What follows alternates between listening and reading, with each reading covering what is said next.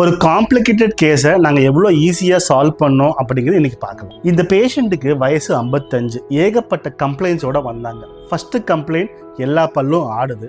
ரெண்டாவது கம்ப்ளைண்ட் பின்னாடி பக்கம் சுத்தமாக பல்லே இல்லை. அண்ட் இதை விட முக்கியமான விஷயம், அவங்களுக்கு ரொம்ப நாளாக ஹார்ட் ப்ராப்ளமும் இருக்குது. ஸோ இவங்க பயந்தது, எனக்கு ஹார்ட் ப்ராப்ளம் இருக்கிறதால எனக்கு ஒரு ஃபுல் பல் செட்டு பெர்மனண்ட்டாக கட்டித்தர முடியுமா, அதுக்கான சான்ஸ் இருக்காங்கிறது. ஸோ இதை நாங்கள் ஒரு சேலஞ்சாகவே எடுத்து பண்ணோம். இந்த எக்ஸ்ரேவையே பார்த்தீங்க அப்படின்னா இவங்களுக்கு எந்த பல்லுமே பின்னாடி இல்லை.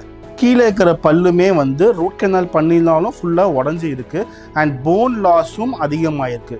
மேலே பார்த்தீங்கன்னா சுத்தமாக போன் இல்லை, இங்கேயுமே போன் இல்லை.